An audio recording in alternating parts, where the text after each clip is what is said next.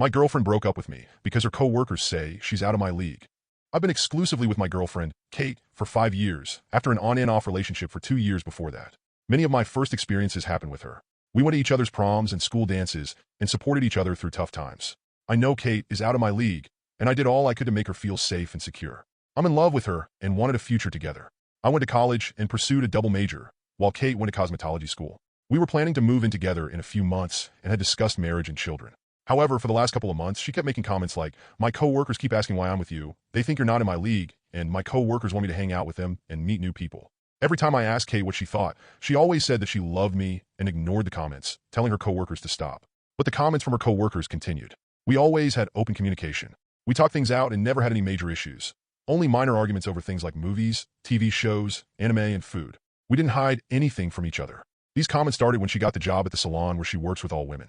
She did not cheat or have any emotional affairs. She didn't hide her location or use secret social media. The other night, we had a nice date. Afterward, when I dropped her off at her place, she mentioned that she was having doubts about our relationship and wanted to break up. I was super confused and didn't say anything. I slowly walked away. I know it was because of her co-workers and the comments they were making, pushing her to leave me. She confirmed this in a message. Less than 4 hours later, she started calling and texting me, saying she was sorry, didn't mean it, that she loves me, and was stupid for listening to her new friends. She said she was going to quit and find a different job and stop talking to her coworkers. I have not responded to anyone. I'm conflicted. I love her. I have a ring being made for her and money saved for a house for both of us. We share 85% of our friend groups. The rest are from our jobs. Most of our shared friends have now heard about the breakup and seem just as confused as I am. From some of the messages I received, it looks like she told them the truth, that her coworkers started giving her insecurities about our relationship, and she stupidly went along with it. Her parents tried to reach out to me, asking what happened. We are very close. I have been radio silent. Luckily, I can work remotely. I left my apartment yesterday with my laptop and found a nice place with good internet to still do my job. I feel lost. I don't know what I did wrong. Quick update. After I posted this, my boss sent me an urgent message asking if we could do a Zoom meeting. I accepted. When his picture came up, there were 2 cops behind him. Apparently, someone they wouldn't name asked them to do a wellness check on me. They tried my apartment, and no one was there. Then they tried my work, and I was not there either. My boss knew I was actively working remotely and called me. I had to explain I was all right and just had my phone off due to drama. I'm also supposed to go to her parents' house tonight. Update 2. We did not have a meeting last night. I rescheduled it for tonight, Friday. Life is a way of kicking you when you are down. As I was going through my missed calls last night, I got a voicemail saying that my ring would be ready to pick up today, Friday. I also want to apologize for any spelling and grammar mistakes. I have not been in my right mind the last few days. Update 3. I picked up the ring since it was already paid for, then put it in the box I made for it. I did go to her parents' house. As soon as I pulled up, Kate opened the door and ran out. She had been crying and wanted to give me a hug. I accepted, but it wasn't how I usually hug. She then tried to kiss me, but I moved my head and backed up. We went inside and sat down. We sat for about 10 minutes, not saying anything. She started crying and said she was sorry. I just responded with okay. I asked her what she told everyone. She said the truth. I asked her why the cops were called to check on me. She explained that she didn't call them. After our friends found out and tried reaching out, none of them had heard from me in over 24 hours, so they decided to call in a wellness check. Kate used the word catatonic to describe me after I walked away. I took a bunch of the questions you guys posted. I asked her why she broke up with me. She didn't give me a straight answer. She said it was because of people at work constantly talking badly about me and playing on her insecurities. I asked her why she kept letting that happen and didn't set clear boundaries. She said that she tried, and it would work for a day, but then things would go back to the way they were. I asked if she saw value in me as a person or in our relationship. She said that she does in both. I asked why she would break up over something a random stranger said about me. She said she was sorry, and it was a dumb mistake, paraphrasing. I asked how her coworkers knew about me or our relationship and how much they talked about me. She said the ladies at the salon overheard her talking to some of our friends or customers while she was working about me and things we did like dates and birthday parties. I asked if she believed her co-workers were right. She said no. I then followed up with why. She said again that she didn't know. I asked her if there was someone else. She immediately said no. She has never cheated or been tempted to. She offered me her phone, which I declined. I then told her how I felt. I said that sorry isn't enough. If she wants this relationship, she needs to prove it to me. I didn't care that her co-workers kept talking about us. It's that she listened. It isn't what they said that hurts. It's the fact that she kept listening to it and repeated it back to me. She didn't try hard enough to stop them. It makes me feel like she had to feel the same way to an extent. That is what hurt and damaged the relationship. Her insecurities broke my trust. I will now always think that this might happen again and that she will run off at the next opportunity. She asked why I just walked away. I told her that at that moment, just 2 sentences broke me and made me rethink my life up to that point and the future I was planning with us together. I was growing and making moves for that future. She started crying harder. I felt bad, The next thing I did, I regret. I asked her if she knew I was going to propose soon. She said no. I pulled out and showed her the box. I made the box as well. It has two buttons, one that says yes and one that says no. It has lights that say, "Will you be my life partner?" I set it on the table and pressed yes. The box opened, and she started to cry even harder. The ring has both of our birthstones that form the shape of a completed heart with small diamonds surrounding it. It has laser-engraved initials and the date of our anniversary. I had it made so that it could be added onto if or when we had kids. Her parents were there, but were just there to make sure things stayed civil. Her mom was crying, and her dad looked pissed, but not at me. They both made comments about the box. I told her that the future I had planned was not going to happen anymore. We need to give each other space.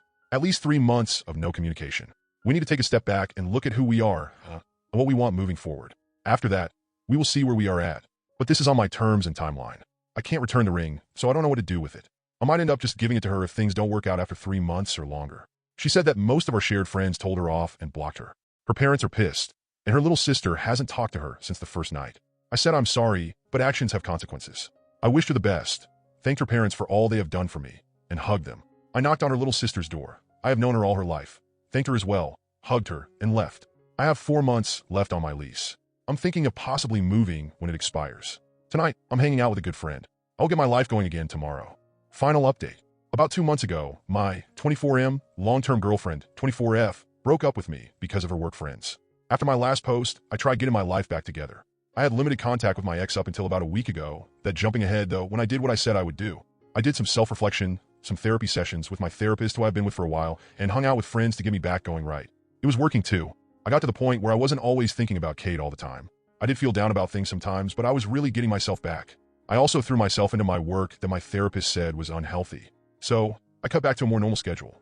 From what I learned about Kate during this time, she was also able to get into therapy. She quit her job and left in a way that burned all bridges to her ex-coworkers' petty island. She has a different job in a different field and is planning to go back to school in the spring. She would ask our shared friends, they did not just drop her and were there for her when she needed them, if they had seen me and how I was. They would usually just say doing well and living. I actually ran into her a few weeks after the breakup, and my heart skipped. She did not look like the woman I knew. She looked defeated and down. She was out with some of her other friends, and I could tell she was faking the smile and laughter. She did not see me. It did make me sad to see it. I still have the ring. It is in a safe spot. The box I was able to modify and gave it to another friend to use. She said I should sell it, but I declined. So, overall, things were getting better. I was still going to hold firm on the no contact, but life doesn't always happen. That way, several things prevented that. We ended up seeing each other face to face 2 times. One of her little sisters plays for school. I had pinky promised her I would be there, and you can't break pinky promises. The second was a mutual friend's birthday. We kept out distance but did do some small talk and blended into the environment. But things changed for me and our situation about a week ago. I still don't have much memory of the day, but this is what my friends have told me. For about a month now, I've been getting migraines right behind my eye. It would make my vision blurry, thinking it was nothing and that it was because of all the stress and events in my life. I ignored it. I was out with 2 of my friends walking around talking and shopping. I wasn't feeling well, but was still having a good time out. They said we were just walking along when I slowed down, wobbled, and almost face-planted. My friend caught me. I then had a seizure for about a minute. Someone called the medics, and I was rushed to the hospital. They ran a bunch of tests, and it turns out I have a brain tumor. I think it is called a glioma SP, that my doctors believe they can get out. We are currently waiting for a second opinion. I'm still in the hospital and should find out soon when the surgery will happen. My friends called everyone they could, including Kate and her family. She showed up with her family. I missed them. She was the first person I thought about when I woke up and when I heard the news. We have talked very deeply over the past week. She is actually my one guest I'm allowed to have. She is passed out on the uncomfortable seat thing they have. I'm not sure what we are. I do still care about her and love her. The plan moving forward is that when my lease is up, I'm not going to renew it. Her family has invited me to move in and take care of me if things go well. I have accepted their offer after much consideration. I won't be able to drive for a while. I'm honestly scared, but I have a good support team behind me. My affairs are in order in the worst case. Mini update. I'm being moved to a better hospital that has the doctor they asked the second opinion of. He's one of the top-rated surgeons in the area. Surgery should be happening maybe Tuesday. Things have been rough. I had some side effects again from the brain slug. I'm going crazy slowly. I can't do anything without someone with me or helping me. I feel like this room is getting smaller. The only thing that has helped is friends coming by quickly or just checking in.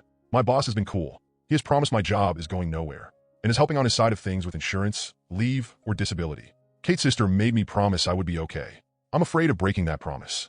Thank you all again. OP is out of surgery and is stable. Hello, this is Kate. I don't know if I'm doing this right, but OP is out of surgery. The surgeon thinks they got most, if not all, of it out. It lasted a little over 8.5 hours. From what they said, there were a little bit of complications. They got him back. He is stable, but in the ICU until they think he is doing things more on his own. Please give him your well wishes and prayers. I just want to add that I do love this man more than anything. I know I messed up. I was stupid a few months ago, but I will spend every day for the rest of my life trying to win him back or prove to him my love. I know to you all he is a stranger, but please keep him in your thoughts. His well-being is the most important thing right now. Thanks.